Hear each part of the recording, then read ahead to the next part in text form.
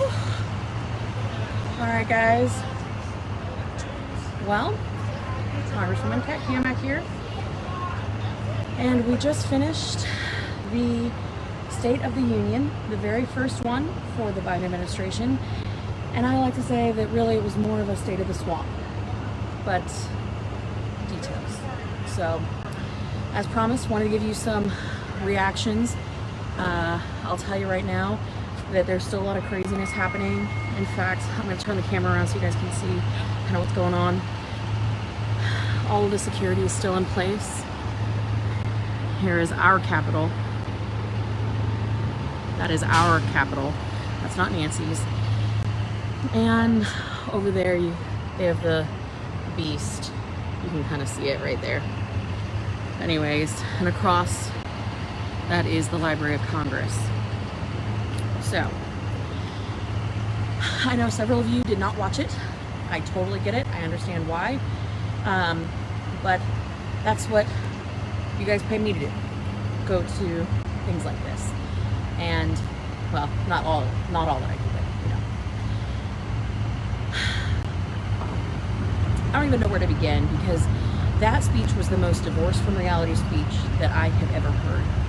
Incredibly frustrating to sit there and listen to Biden drone on, conveniently omitting details, talking about things that he truly does not believe, and that his policies are in direct conflict with. See, the State of the Union is a time when the president is supposed to recap his previous year, highlight and tout their accomplishments, as well as lay a vision out for the next year. This should have been the shortest speech in American history, truly. It should have been the shortest speech because there are no accomplishments to tout, and the vision ahead, well, quite frankly, under this administration, it looks bleak. And so if he were to be honest, I would have expected more of an apology, but instead, what we got was a lot of bloviating. See,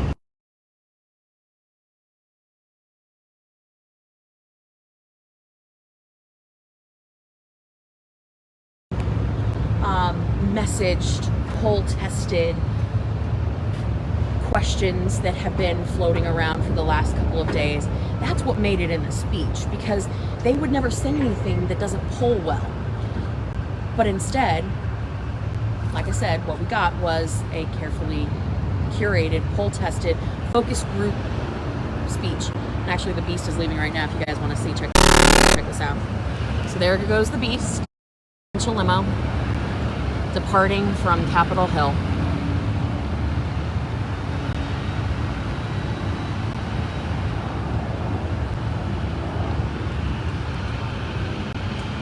You see how they have multiples of them? Multiple presidential limos.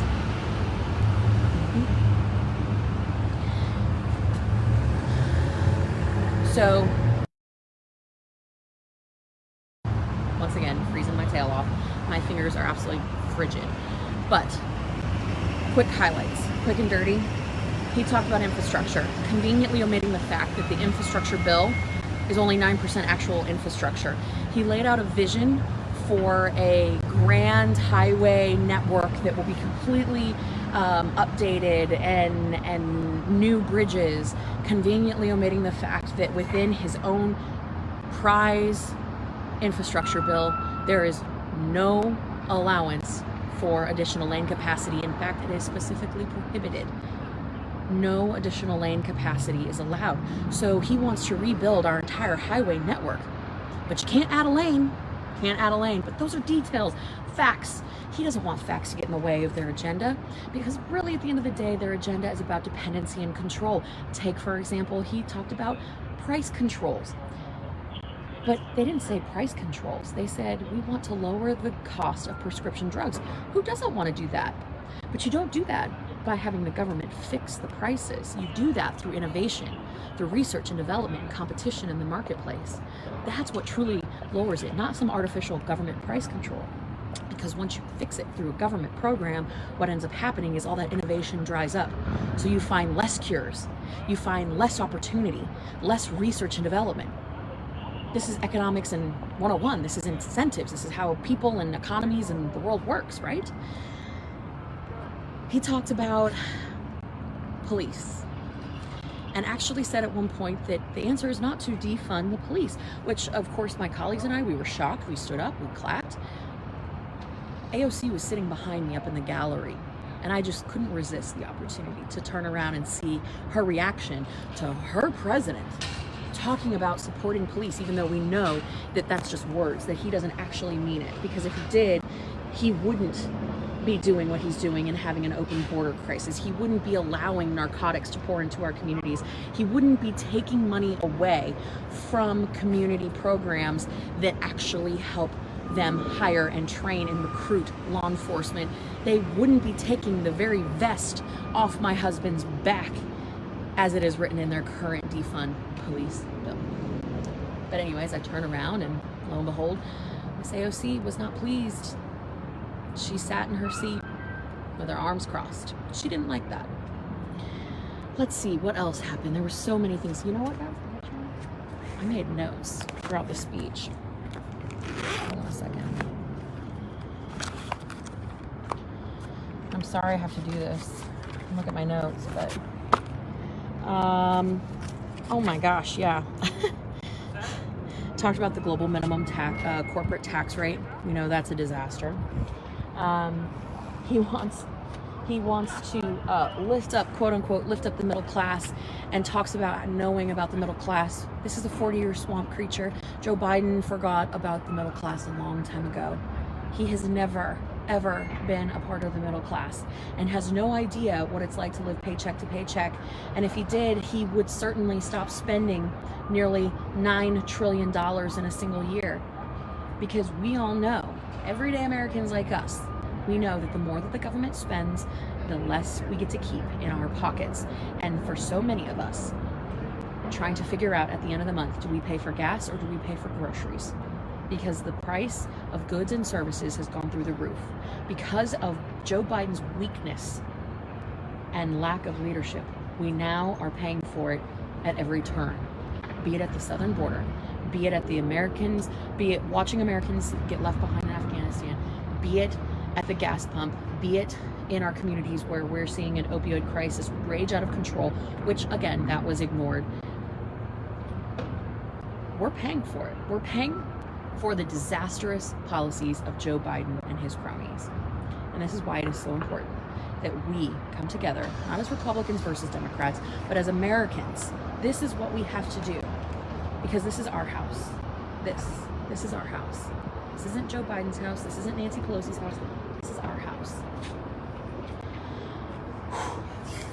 Y'all, I feel like I need to go and like run on a treadmill, because I have so much anger and rage built up in me after that speech. Just a totally divorced from reality speech. And that's just been really, really frustrating. No talk about inflation, no talk about actually bringing the cost of goods and services down by stopping all their social justice warrior programs. No. But this is interesting. There was a line in here that he said, COVID has impacted and dictated our lives for the last 2 years. No, Joe, you have. You have. Not COVID, you have. Because we all have a choice in how we react to things, right? COVID's no exception. We have a choice. We have a choice to react how we are going to deal with COVID. And his reaction, his answer, was to shut our economy down, shut our small businesses, force mandates down Americans' throats, mask our kids, keep our kids out of school, and destroy our economy, ruin families, and ruin lives. That is what he chose to do. And now he's taking a victory lap because suddenly we don't have to wear masks. This is the biggest game of political theater I've ever seen. And I know that you aren't buying it, just like I'm not buying it. So we got a lot of work to do. Let this fuel you. I know so many of you did not watch the speech tonight, and I understand why. But please, do not let this discourage you. Let it motivate you. Because as you've heard me say before, Americans, we're gritty, we're scrappy. It's in our blood, it's in our DNA. And Biden, he talked about this a little bit, but it, again, just speaks to where his heart and his mind is at. he alluded to the fact that Americans never back down from a challenge, that we thrive in a challenging environment because our challenges create opportunities, which made me think. He doesn't actually believe that. What he is doing is he's trying to say that Trump did so well, left him such a good economy, left him so many opportunities that he had to go out and create some challenges so that he could turn around and say that he fixed them. The only problem is he's the little kid that took the TV or the toaster apart and can't figure out how to put it back together. That is the state of Joe Biden and the swamp today. They actually think that we believe them when they tell us that they're the only people that can get us out of this mess, yet they're the 30, 40, 35-year career politicians, the very swamp creatures who created this mess. And they actually expect us to believe that we are going to elect them for another term to fix the mess that they made. They're out of their mind. But we're going to fix that. We're going to fix that because come November, there's going to be a red wave like no one's ever seen. And we are going to take back this house. Y'all, take care. God bless. Let's go get them. Good evening, Oklahomans. I'm just coming back from the House, listening to the State of the Union from President Biden. It was a terrible example of how we were going to come out strong and show the rest of the world that we can be leaders during this time of disaster. It should be called the State of the Union as a disaster, which should have been the headline of the speech. A speech that sounded like it was written by Bernie Sanders. There were a couple of areas in the speech that it sounded like actually President Trump wrote it when he talked about that we needed to fund the police, not defund the police. And you had Democrats standing up applauding when they're the ones that's been defunding the police. That's why crime is at an all-time high around America. He also said we needed to build the border wall. I guess Joe Biden forgot that he was the one that stopped the wall, wasting $2.5 billion of taxpayer money. He talked about how he was going to shore up the energy needs in Europe so they wouldn't depend on Russia. All the while, he's forgetting that we're importing 600,000 barrels a day into the United States and sending a check every day to Russia for $60 million a day, essentially funding the war that Putin has waged on Ukraine, literally killing thousands of Ukrainians. This president has no idea what leadership really looks like. He talked about the businesses in America were gouging the American people, that we needed to get people back to work, when he doesn't even realize that the policies that he's put in place with his socialist Democrat friends are actually, and have been, encouraging workers to stay at home. Friends, we need real leadership. We need to return to the position that America is the greatest economy in the world, that we're a net exporter of our energy, our oil and gas from Oklahoma, from Texas, from the Midwest, the cleanest burning energy in the world, so that Germany, Romania, Poland, and so many other NATO countries are not dependent upon Russia. Russia has made so many billions of dollars from our allies when we could have been the suppliers of that. And now we're seeing what happens when you have poor leadership. Friends, I'm going to continue pushing this president every single day, fighting him back against his crazy policies and the Democrats' crazy policies they put forward. We need fighters in Congress. I'll be fighting for you. Thank you, and God bless you. Tonight we heard Joe Biden try to rewrite history, but families in Indiana and across the country know the truth. All of us are paying the price for Joe Biden's radical agenda and one-party rule in Washington. Here's the real State of the Union. Gas prices are on the rise. Inflation is spiraling out of control. Our southern border is open to cartels and deadly drugs. Our adversaries are watching every misstep to come out of this White House. From the southern border to Afghanistan and Ukraine, the American people aren't going to forget the costs of these mistakes.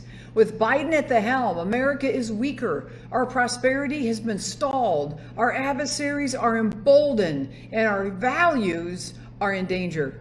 That is the State of the Union. But tonight I have hope in the future because of who Americans are and not who is sitting in the White House.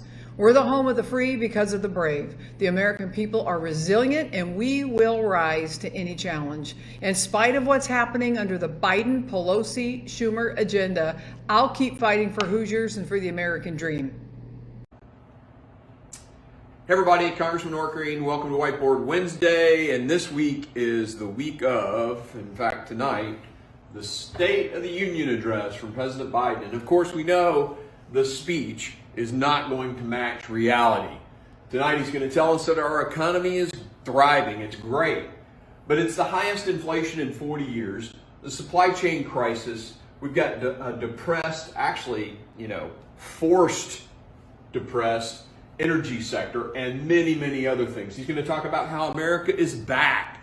But if you look at our standing in the world, we actually rejected requests from NATO to stay in Afghanistan a little longer and help them get out. American citizens were abandoned over there, and of course the weakness there in Afghanistan last year is exactly why Vladimir Putin thinks he can do what he's doing now. And of course, Congress approved lethal aid, and they took months to get it started. In fact, the lethal aid from the United States, i.e. Stinger missiles, just started rolling last week. 400,000. Let's talk about America's open. 400,000 unaccounted for, they're lost illegals. We don't even know where they are in the U.S. We had 1.6 million come across. There's some debate about that number, but 1.6 million came across. And so that's how many we documented. How many millions more came around the Border Patrol guys because they were occupied taking care of little children. Fentanyl has increased 84%. Sheriffs told me the price of fentanyl has gone from $90 a point to $23 a point. That's more dead Americans. Increased overdose deaths. Of course, ICE, with all these extra people coming in, the actual arrests are down 70%, which is why the extra people are coming. He's going to tell us that he's focused on safety and security of Americans, but the massive crime increases in our country are off the charts. In fact, the murder rate is the highest it's been in 25 years. So what is the State of the Union? I promise you, it's not going to match the speech tonight. That's Whiteboard Wednesday. Hi there. I just left my first State of the Union address, and I wanted to give you all a little bit of my perspective on tonight's speech. First of all, I want to say that I appreciated the president talking about the crisis in Ukraine. It is tragic what is happening to the Ukrainian people, and we continue to support providing them lethal aid and resources for a continuing war with Russia. We have to remember that freedom must always prevail in the face of evil.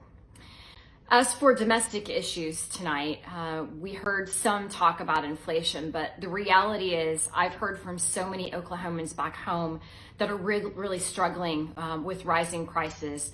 Oklahomans are paying approximately $250 more per month because of the Biden policies and inflation that we're seeing across the nation. This speech really didn't impact or address the root causes of how we can lower inflation, and that's really unfortunate. As far as the southern border, the president it was interesting. He said that we should secure the southern border, and for the last 13 months, Kamala Harris, the vice president, has been in charge of the southern border, but visited once. There's been no additional funding for Border Patrol. There's been no additional funding for states like Texas and Arizona who are putting their own National Guard on the southern border. We need to secure the border. We've had 2 million illegals cross into the country in the last year. Those are only ones that were apprehended. We anticipate or believe that there are 400,000 that were not. And with those individuals coming across are opioids, including fentanyl. In the month of January alone, over 800 pounds of fentanyl crossed across the southern border. We have to address this crisis. It has become the #1 killer of adults between the ages of 18 and 45, and it must be stopped. We really need bipartisan solutions to the crises that are facing the country. That is the energy crisis. We've seen gas prices rise over $1. Home heating prices have skyrocketed 45%. We need to address certainly the economic crisis with inflation and the border crisis. These things really, there were no concrete solutions that the president provided. And what we did here was a lot of rehashing of the Build Back Better plan. That's not going to move the country forward. We need to come together and find real solutions to the problems that we face today. Tonight, President Biden delivered his first State of the Union address after more than a year in office. In this last year, Iowans, Americans, and freedom-loving people across the world have wondered, what happened to American leadership? Here at home, families are facing the highest inflation in 40 years, broken supply chains, a crisis at our southern border, rising crime, and energy and heating costs that are through the roof. Abroad, our adversaries are emboldened and on the march, and America is following instead of leading. President Biden abandoned American citizens and our allies in his haphazard withdrawal from Afghanistan, resulting in the death of 13 service members, including Corporal Dagan William Tyler Page of my hometown of Red Oak. Let's make no mistake about it. The president's disaster in Afghanistan and his weakness as a leader can't be separated from what we are seeing right now in Ukraine, Russia's war of aggression and attack on freedom. President Biden's doctrine of appeasement and his bending to the demands of the radical left have made the world less safe. But amid all the crises, Iowa has been fortunate to have strong, compassionate leadership in our Governor, Kim Reynolds. Governor Reynolds is cutting taxes, expanding opportunity, and standing up for our students and families. Throughout COVID-19, she worked to protect the health and safety of Iowans without shutting down our economy. She was one of the first governors in America to ensure our kids returned to in-person learning when it was safe to do so. And she's pushed back on the left's woke agenda, banning critical race theory and promoting learning, not discriminatory indoctrination. Governor Reynolds' response stood in stark contrast to the first-year failures of the Biden agenda. She made the case for freedom and liberty and held Iowa up as a shining example of what happens under strong, conservative leadership and a plan to put our families first. I'm thrilled Americans across the country were able to hear from Governor Reynolds, a leader who understands and has found solutions to the problems hardworking families are facing under the radical policies of the Biden administration. Here's the unvarnished truth as I see it. President Biden has mismanaged COVID. President Biden has mismanaged the economy. President Biden has opened up our southern border, and President Biden has sent inflation sky high. President Biden has forfeited America's energy independence. President Biden's Justice Department has treated caring parents like criminals, while his tolerance for the defund the police movement has helped turn our cities and our streets over to criminals. President Biden has mismanaged Afghanistan, and I pray he doesn't mismanage Russia's war of aggression. And tonight, I heard President Biden say that he aims to stay the course. Isn't that just like Washington, D.C.? Figure out what doesn't work and keep doing it. For Louisiana families, that's bad news. It's bad news at work, it's bad news at the grocery store, it's bad news at home, and it's bad news at the gas pump. It's bad news for the education of our children. It's bad news for the security of our country. American sovereignty and national security depend on America's energy independence. We know that. That's not a startling realization. That's just a known fact that we all understand. And that depends in part on Louisiana's oil and natural gas resources that this president continues to ignore. He also continues to ignore the good jobs that oil and gas creates. Right now, the Biden administration doesn't seem to accept or address the the reality of a new axis of evil. China and Russia's de facto alliance anchors a group of bad actors, of outlaws, of tyrants that are getting bolder and more aggressive every day. Because of the president's own policies at home and abroad, inflation continues to surge at the grocery store. We know that. And at the gas pump. And at the clothing store. And everywhere. And I didn't hear a solution from him tonight. He still wants to spend more and borrow more. What President Biden doesn't want to do is secure our border. I didn't hear a plan for doing that tonight either. We don't know who's coming across our border into our country. We have absolutely no idea. And President Biden doesn't seem to care about the drug or human trafficking that rage on. Meanwhile, our kids were only as valuable as our children, folks. Our kids have fallen behind because their schools were closed for far too long. The president did a whole lot more to intimidate parents than to get teachers back in the classroom. A better future for these kids and for all Americans demands principled, clear-eyed, tough leadership. And I hope the American people see some soon.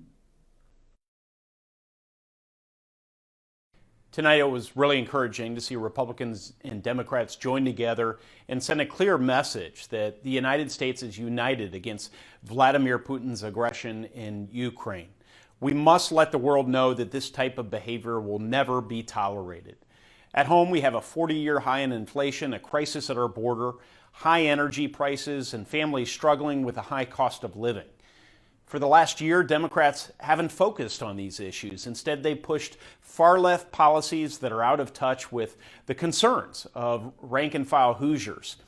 Instead of his partisan approach, I encourage the President of the United States to work with Republicans on real solutions to these genuine everyday problems. One bipartisan step that he can take right now is to help advance my U.S. Innovation and Competition Act to invest in emerging national security technologies and help us outcompete China. Despite the numerous challenges we face, I do believe in this country and I believe in our people, and I'm going to keep fighting for the policies that will help get us back on track. Well, that was interesting. James Lankford, I'm downstairs in the Capitol after the State of the Union, just still thinking through the hour-long speech that President Biden just gave.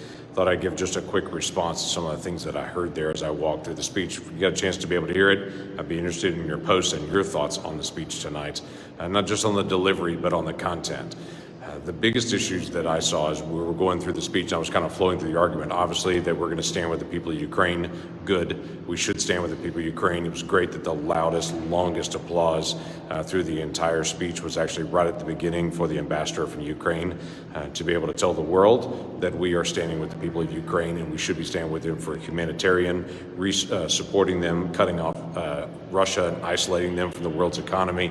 We should do what it takes to be able to make it very, very clear to Russia that the world will not put up with their aggression and continue to be clear on that. So I was pleased to be able to see that he actually started with that, but kind of the speech went downhill from there, to be able to say the least. It then started talking about that they were going to save oil prices and try to bring down the cost of energy in America by releasing 60 million barrels of oil worldwide.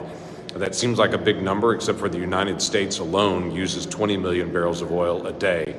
So that 60 million barrels worldwide they've coordinated equals 3 days in the world, or less, 3 days in America, or less than 1 day of actually world consumption.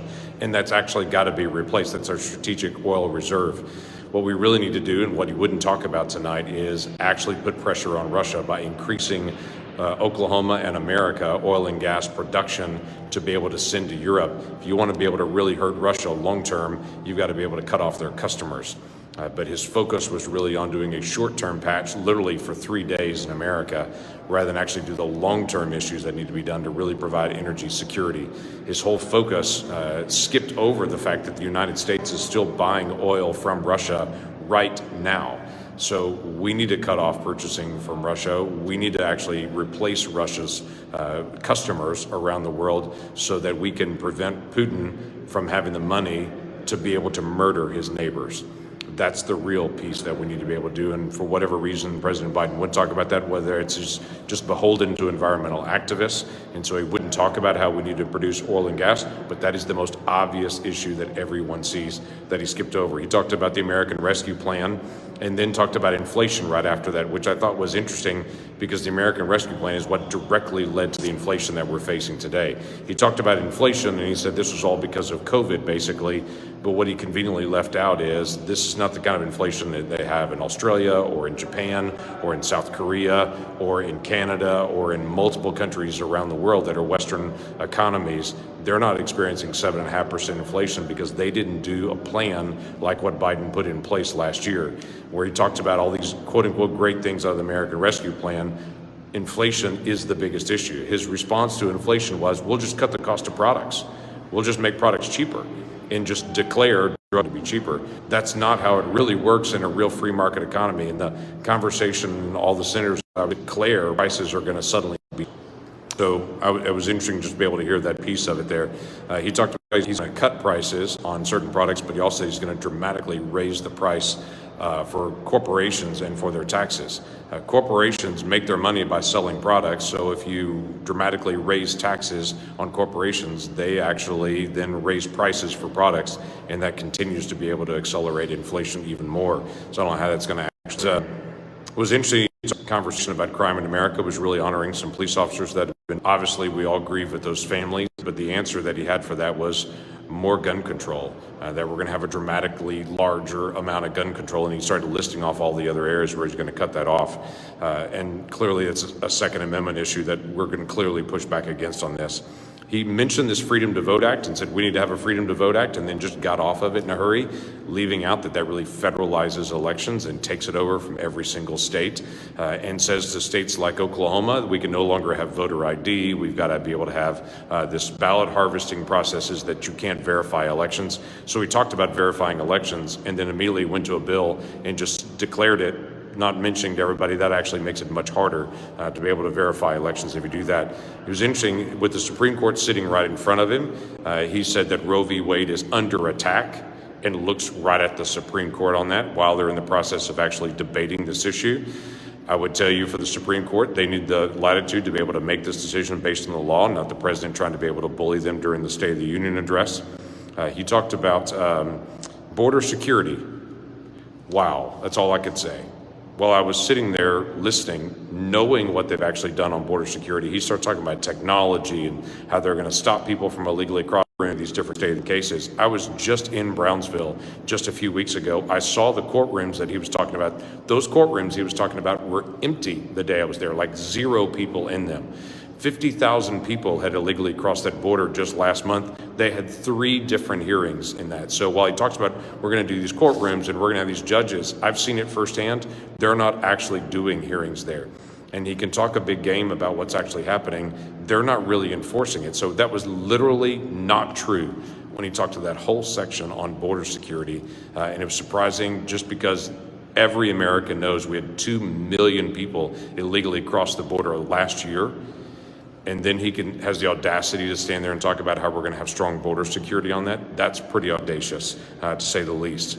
And then he switches over to the unity agreement there, talking about the opioid epidemic. May I remind the president, opioids are coming across the border largely from Mexico, being smuggled across the border because the border is not secure. If the president wants to deal with the opioid epidemic, I'm all in. I want to be able to help that in every area, including recovery, all the things that need to be done to be able to help Americans that are addicted to opioids. But we should begin by securing our southern border. That's the entry point for those opioids actually coming across. So that's number one.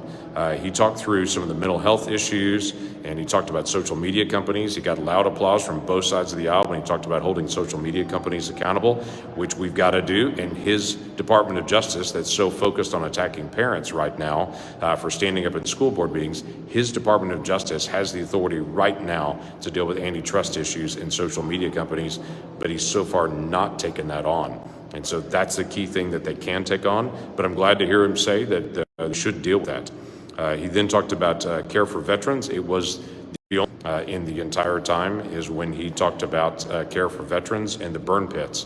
I understand completely on the burn pit issue and what needs to be done to be able to take care of our veterans, and we've got to be able to stand by our veterans. But I was surprised that while he's talking about Afghanistan at that moment, he didn't talk about the 13 people that died in the pullout and to be able to honor those individuals. And he certainly didn't talk about the chaos that's still left in Afghanistan right now. And then finally, he ended with ending cancer. I don't know of anyone that's opposed to us ending cancer. We continue to do investments in cancer. What was interesting and what some people may not pick up is he announced a new agency that he wants to create. He called it ARPA-H, to be able to do advanced research on health issues.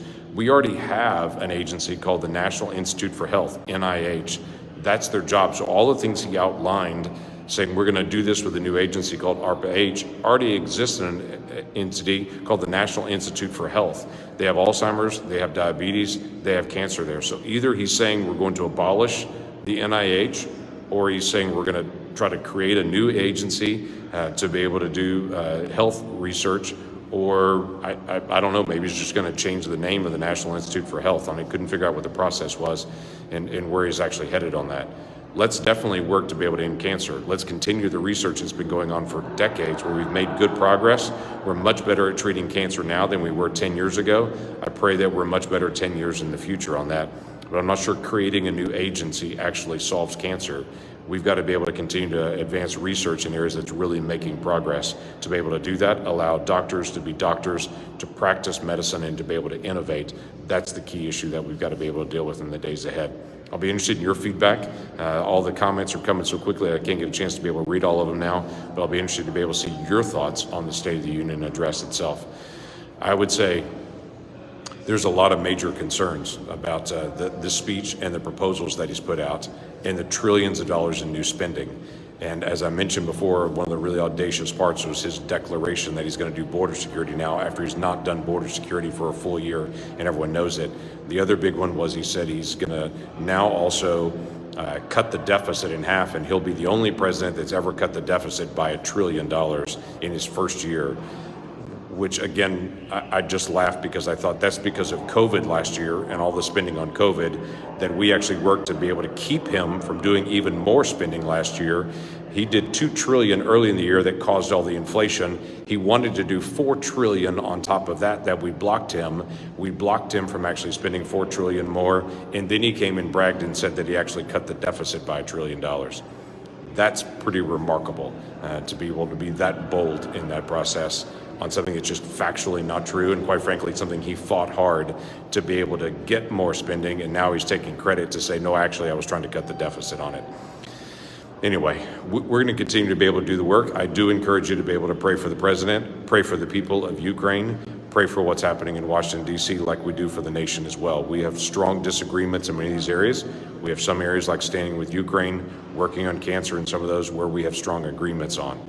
But let's, as a nation, continue to be able to pray for each other and to know that we are all fellow Americans, but we've got work to be able to do to be able to solve the issues that we face right now. So God bless you. Look forward to getting a chance to be able to follow through and read your comments in the days ahead.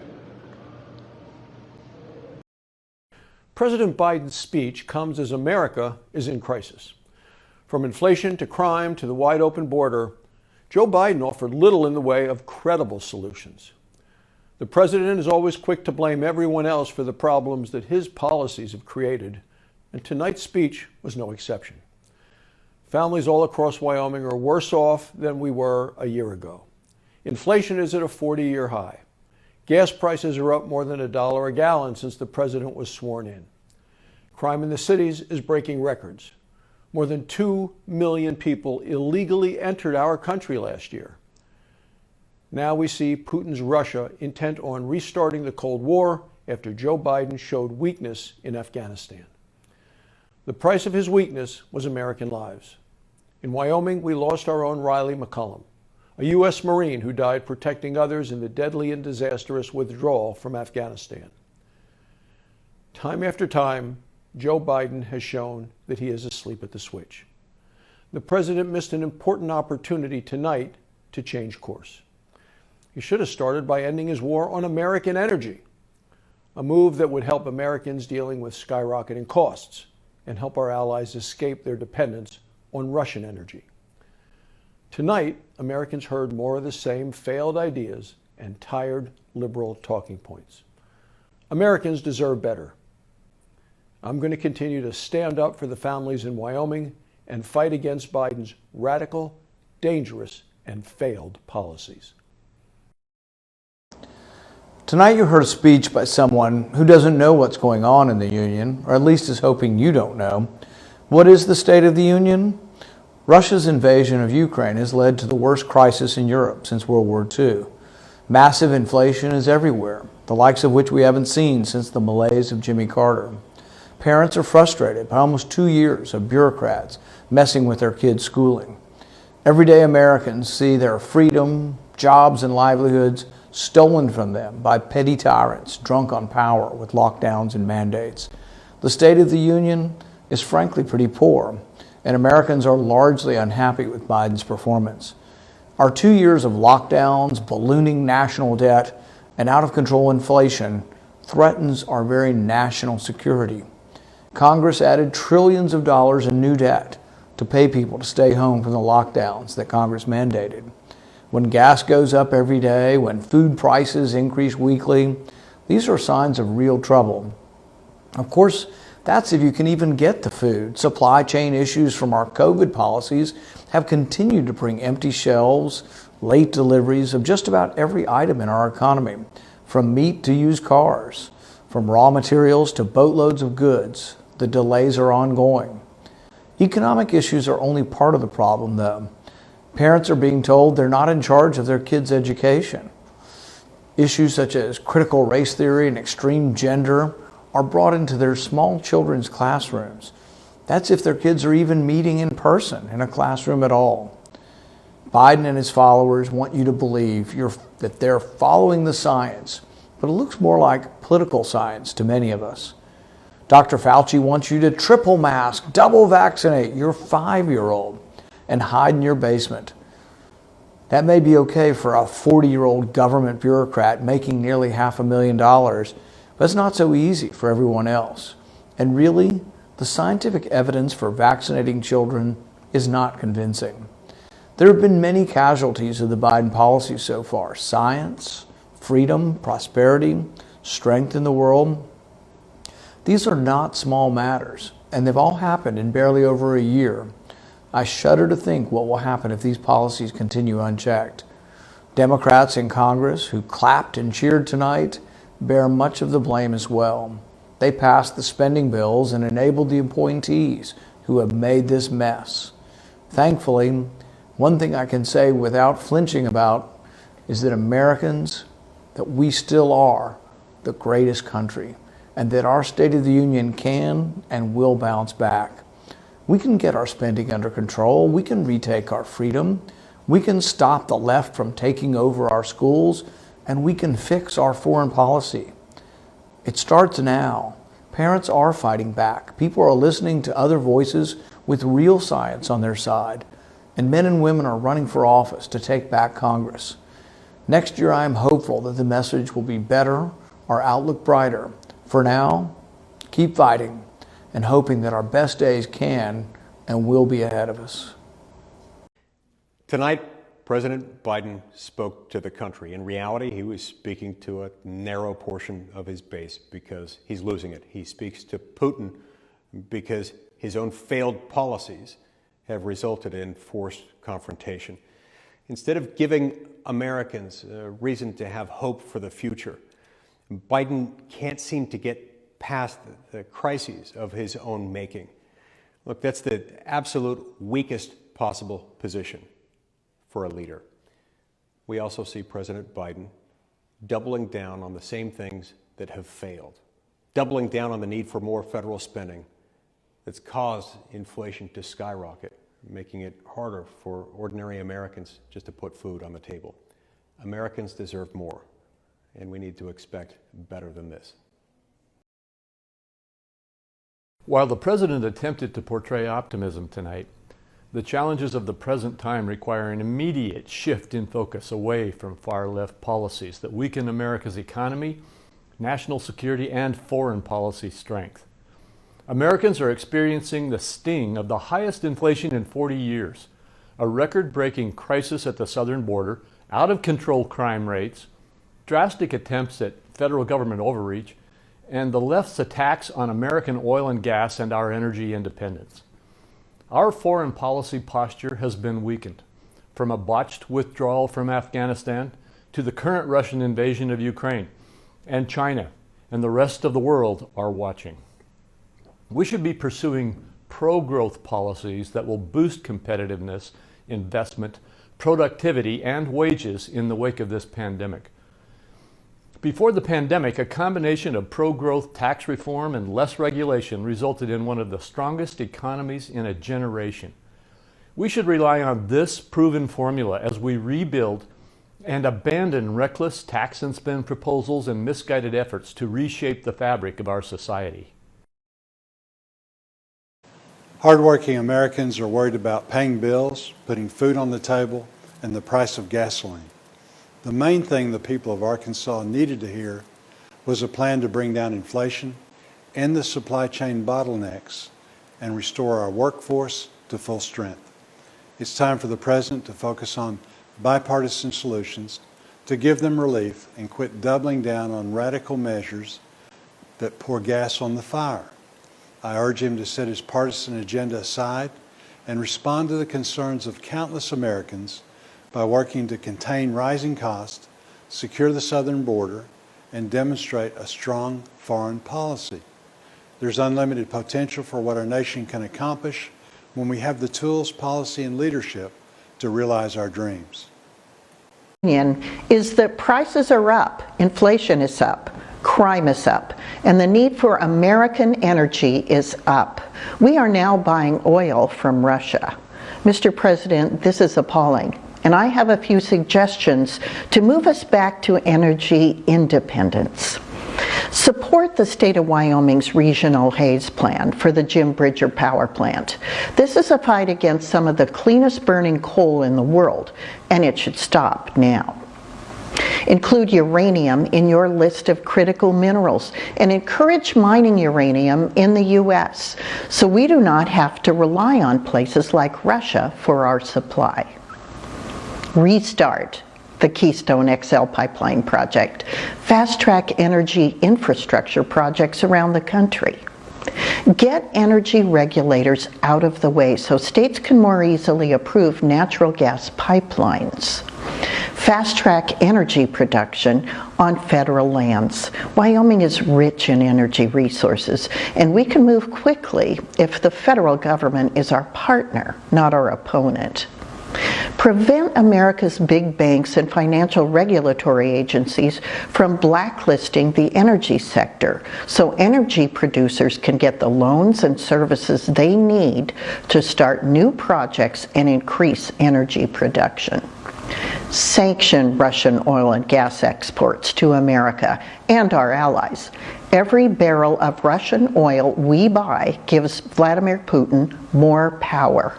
Empower the American people and Wyoming by investing in American energy. Approve export applications so American producers can send liquefied natural gas to Europe and counter Vladimir Putin's influence there. Fire Gina McCarthy and John Kerry. Their radical environmentalism prevents America's energy independence. John Kerry has demonstrated that he's not taking Vladimir Putin's action seriously. They both must go. Mr. President, the American people need a unifying dream for the next year. That dream must include returning America to energy independence. Wyoming is ready to assist you in making that dream a reality. President Biden seems to think America is better off than it was a year ago. But that's not how the vast majority of Americans see the consequences of his failed policies. When I talk to North Carolinians, they're worried about skyrocketing inflation. They're worried about record gas prices. They're worried about the growing economic and military threat posed by a rising China. When the president was elected, he promised that he would work to unite the country. Instead, he's pursued a partisan agenda. And his answer tonight to some of the nation's most pressing challenges involves doubling down on big government policies that will make inflation even worse. My advice for President Biden is simple. Instead of pursuing a far left agenda, start pursuing the agenda of the American people. Start working across the aisle in good faith. We've seen what happens when we work together for a common purpose. Our nation is united in its resolve to support the brave Ukrainian people and to punish Russia for its illegal war on aggression. We have opportunities to work together to combat inflation, to put America back to work to a path of energy independence, to secure our border and strengthen our military. North Carolinians desperately want to see leadership and a new direction from President Biden. And for the sake of our nation, I hope the President starts living up to the promises he's made.